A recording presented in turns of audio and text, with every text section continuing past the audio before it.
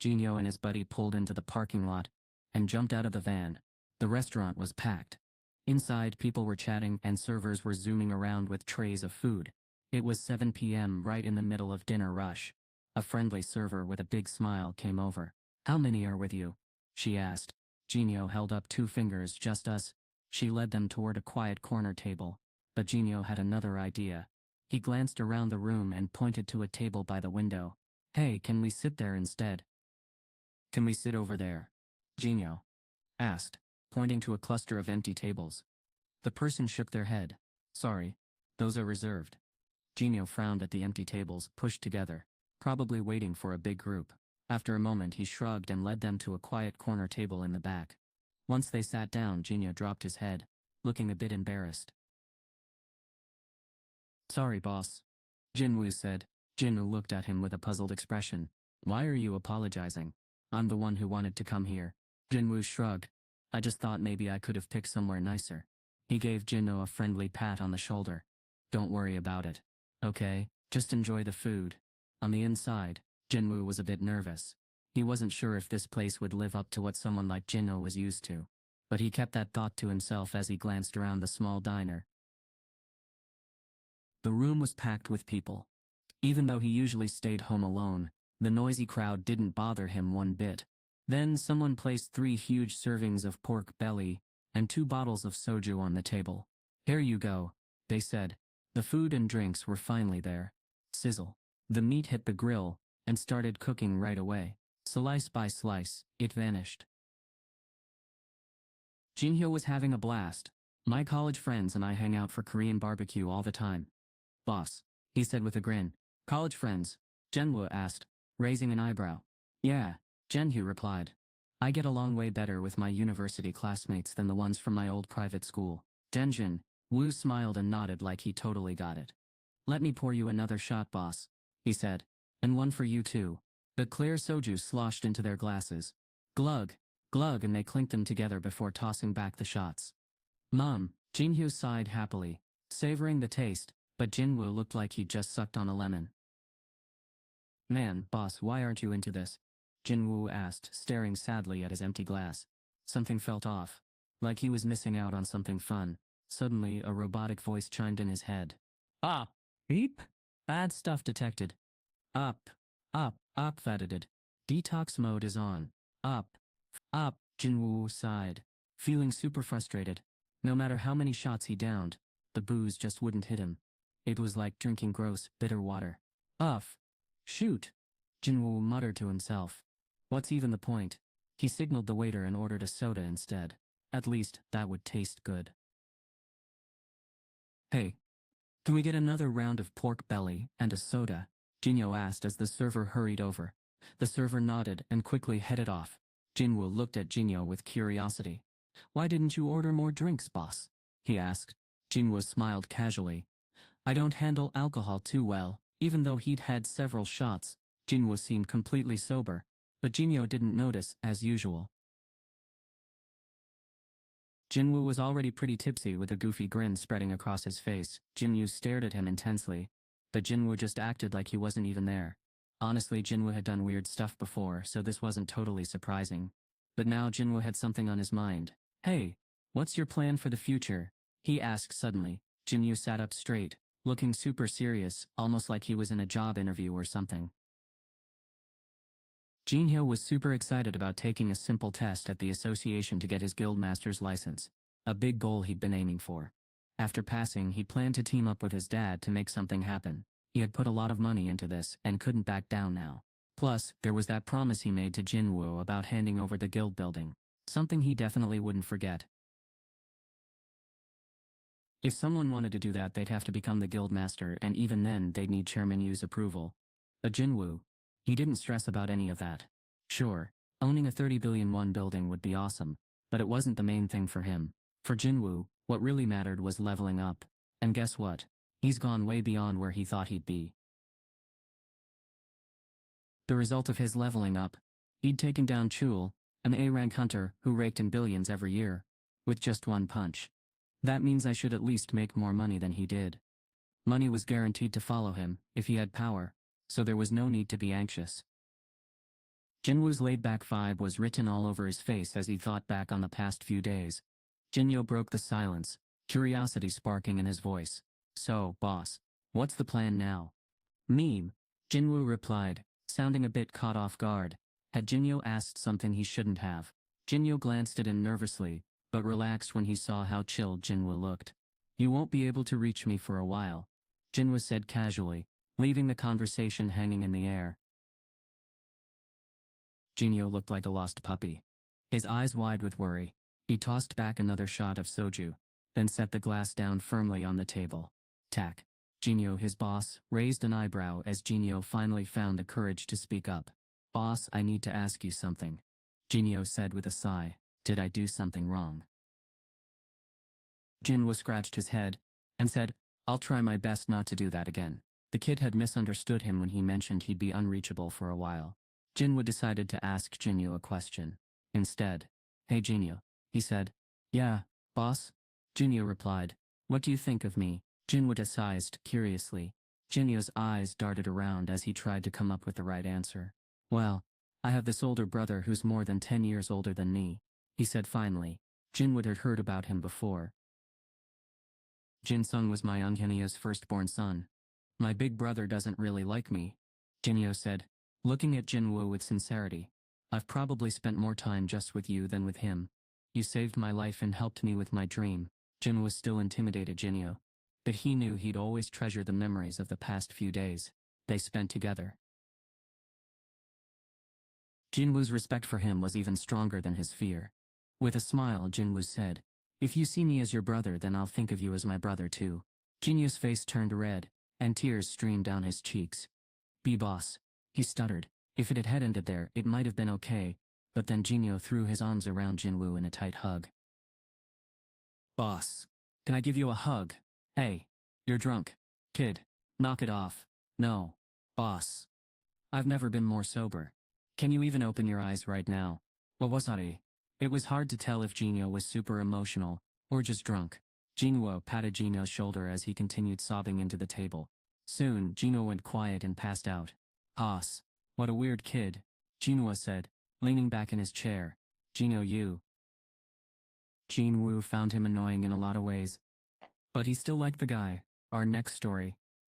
Jin-Woo glanced up at the TV in the restaurant which was showing the news. Is it really 9 already? He was zoned out when a face he recognized appeared on screen. Wait, what? Jin-Woo's eyes nearly popped out. It was Yoon-ho Big, being bombarded by reporters as he walked out of the guild building. Is it true something huge went down during the training session for new members? Can you confirm that only high-rank hunters were killed and low-rank ones survived? Or more has it someone else was there, helping the survivors?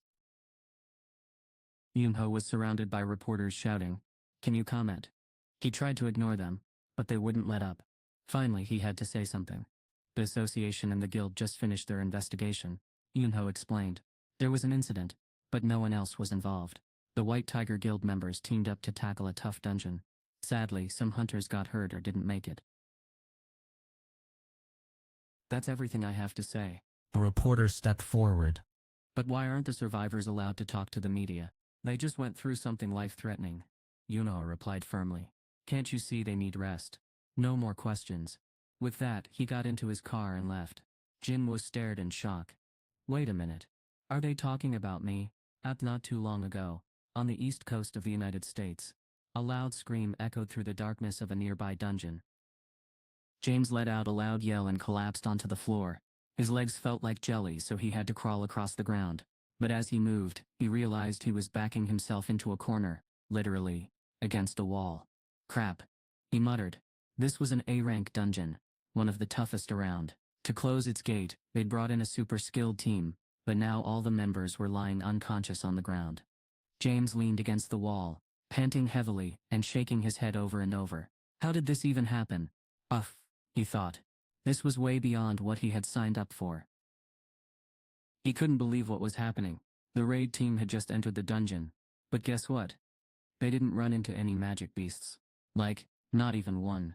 A dungeon with no magic beasts. Someone wondered aloud. Is that even possible? But, wait, another person chimed in. If there are no beasts, where is all that mana coming from? Everyone had their own ideas about what was going on. But that wasn't even the craziest part. Something way more shocking happened in the boss's lair. When they walked in, they finally came face to face with a magic beast. It looked just like a human, but this creature had taken down everyone by itself. It was super powerful. Only James managed to escape from its creepy lair, and barely at that. All that mana coming from just one magic beast. The lair was pretty far from the gate, yet the mana meter still showed it as an A rank. James shook his head again. No way. Then, out of nowhere, a voice said, "Whoa!" The magic beast stepped into the light. When James saw it, he screamed. "Goss! Whoa! Could you please keep it down? You're super loud." James, still catching his breath, glared at the man in front of him. The guy had long black hair and a scruffy beard, and he was rubbing the top of his head like he was confused. What even happened here? James groaned, still trying to wrap his head around everything. The man crossed his arms and frowned. "Seriously though, why did you guys come at me like that? What's your deal?" "I told you I was human, not a magic beast." Stens didn't understand what the man was saying. His face turned pale as fear gripped him. The Asian man looked frustrated, clearly annoyed that James wasn't getting it. "Guess I can't get through to this guy," he muttered. Then he tried again, softening his tone. He crouched down so they were eye to eye, and said slowly, Hey. He struggled to remember the little English he knew. Hoping his words made sense, he said carefully, "I'm Korean." Each word was spoken as clearly as possible, even if he wasn't sure it was perfect. Something huge had just gone down. A human had been found in a dungeon, which was super rare. The Hunter Command Center buzzed with excitement as everyone jumped into action. The assistant director himself hurried to the interrogation room when he heard the news. On one side of a special mirror that let you see but not be seen, he could make out an Asian man sitting calmly in a chair, handcuffs on his wrists. "Is that him?" The assistant director asked. His colleague nodded. "Yes, sir." The man looked like any ordinary guy you'd meet on the street. Nothing special about him at first glance, but clearly there was more to this story. With his neat hair and trimmed beard, he looked like any ordinary middle-aged Asian man. "Do we know who he is?" someone asked. "He says he's a Korean hunter," replied another. "Korean? Yes. How did a Korean hunter end up here, especially from so far away? He claims the gate closed 10 years ago and trapped him inside," came the answer. When he opened his eyes, he was here. The assistant scratched his head. This was going to be tough to explain to the director.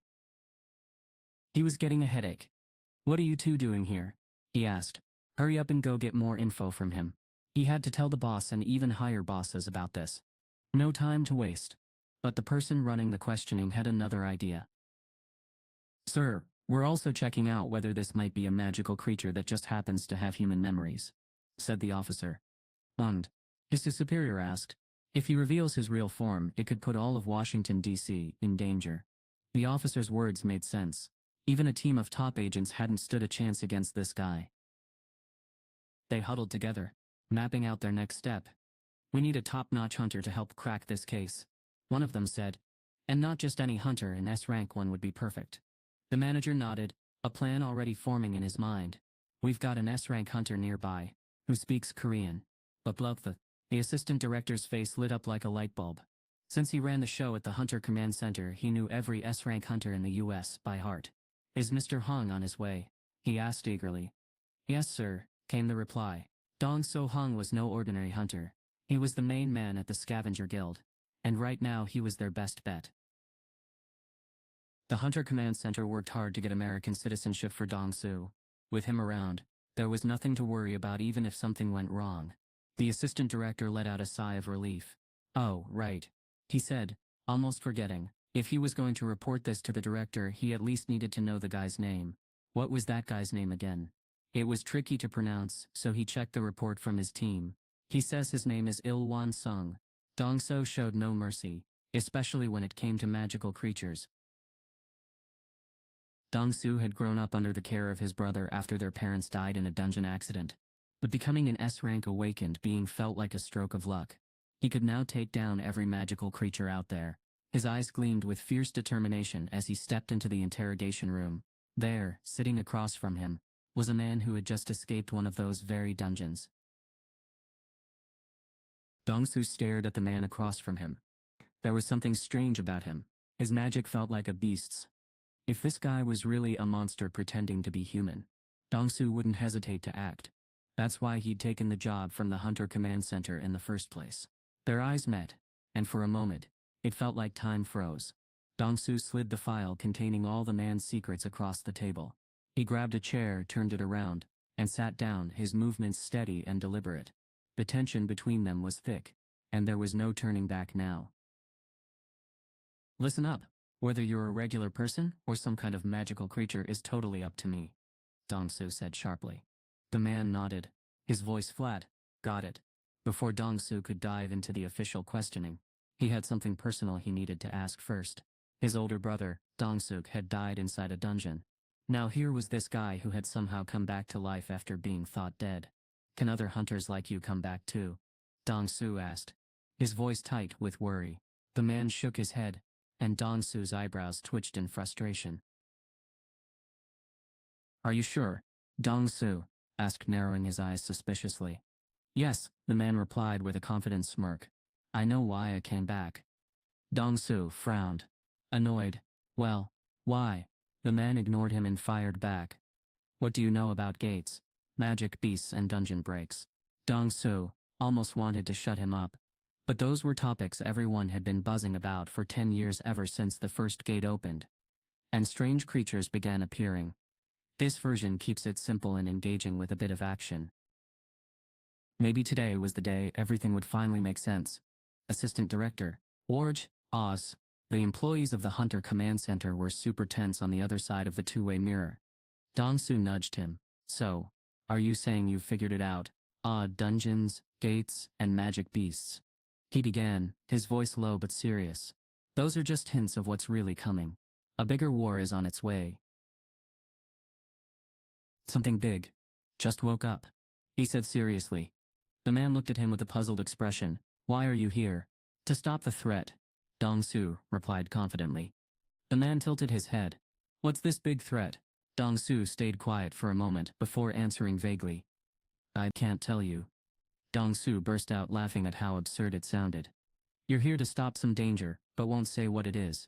Doesn't it make more sense to work together instead of going solo? The man firmly shook his head in disagreement. Having more people won't save you from this thing, he said. Even if all you rookies team up, you'll either get eaten or turned into slaves. So you're saying you're the only one who can stop it? Someone asked. The man nodded like he was 100% sure. Dong-soo wasn't buying it. The guy had clearly lost his grip on reality. After being stuck in a dungeon for 10 years, who wouldn't be a little messed up? Or maybe the creature with magical powers just didn't understand how to act human at all. Either way, Dong-soo decided to humor him and see where this wild story would go. You seem pretty confident, Dong-soo said with a smirk. Let's just say there's more to it than just me, Il-won replied casually. Dong-soo raised an eyebrow. If you say so. He wondered what useful info he could get from this guy. Instead of asking more questions, he opened the man's case file to double-check his identity like the Hunter Command Center had requested. Your name is Il-won Sung, Dong-soo said, comparing the man in front of him to the photo in the file. The guy looked exactly the same as the picture, no sign of aging 10 years. But Dong-soo didn't care about that right now. High-rank hunters were said to be able to slow down aging. Your resume as a hunter is quite impressive, Dong-soo said with a grin. You'd be rich in today's world. Il-won stayed silent, knowing there were no organizations or rankings for hunters back then. Dong-soo continued reading the document, fascinated by what he found. Dong-soo's eyes widened as he read through the children's profiles. Your spouse is Kyunji Park, it said, and you have 2 children, a son named. As soon as he saw the name Jin-Woo Sung, Dong-soo froze for a second, but he quickly tried to play it cool, and kept going. And your daughter's name is? Gina Sung. Okay, next, Dong-soo said, flipping to the following page. But before he could move on, Il-won stopped him. Wait. Dong-soo looked up calmly. Il-won's gaze turned just as cold as Dong-soo's. Why did I sense bad vibes when you mentioned my son? He asked. Dong-soo dropped the file on the table and switched off the mic connected to the other side of the window. I'm asking the questions here.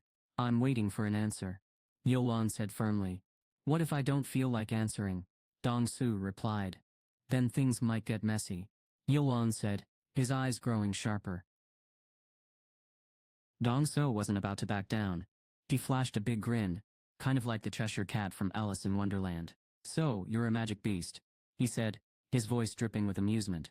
Who did this guy think he was, threatening a hunter? Dong So could practically feel the anger coming off the man.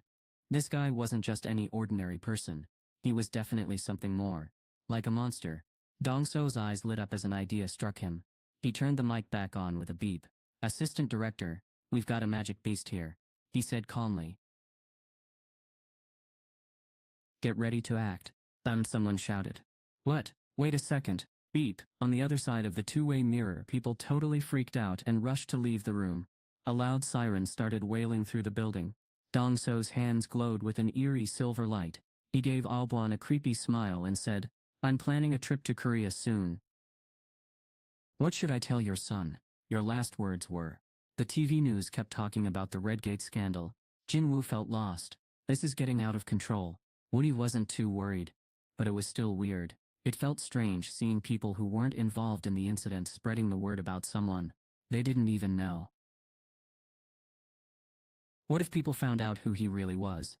Well, it didn't matter anymore. He'd come farther than he ever thought possible. At first he kept his powers hidden because he worried people would take advantage of him. But now, he could even brush aside Yoon Hobik, the super powerful guild master of White Tiger, and an S-rank hunter.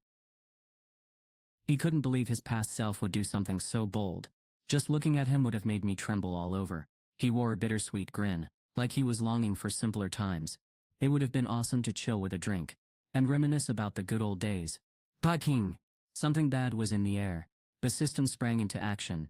Detox mode activated. 3.2. 1. Crisis averted. But rules are rules, so that little escape wasn't meant to be. Jin-Woo's smile faded, and he set the shot glass down. His expression turned serious. I'm not stopping here, he said firmly. He pulled up his stats menu with a quick ping. Name: Jin-Woo, Sung, Class, Shadow Monarch, Skes, 13, Skund, the one who overcame adversity, and one more, Apham, Skund, Skund, Skund, Skund, Skund, Skund, Skund, Skund, Skund, Skund, Adelwanans, Agility, 12-1, Intelligence, 89, Perception, 10 Fruit, Skund. Jin-Woo had dumped all his reward points from the daily quest into Intelligence, and it was almost hitting 100. Still, he knew he had a long way to go. He could keep pushing himself, aiming for heights no one else could reach. A big grin spread across his face as he thought about what lay ahead. Jin-Woo's heart started racing at the thought. Everything was about to begin with the demon's castle. The system had promised that this was exactly what he wanted. And boy was it. He remembered getting the blessed mystery box which was supposed to give him something he really wanted. Sure enough, it handed over the key to the demon's castle. From his last visit, Jin-Woo knew two things for sure. The castle was crawling with tough monsters and stuffed with awesome loot. This was going to be exciting. He had no idea what awaited him on the upper floors of the castle, but how different could it really be? Now was the time for the harvest. Jin-Woo decided to stay there for a few days. He only had one concern. Once he was inside, no one could reach him. What would he tell his sister?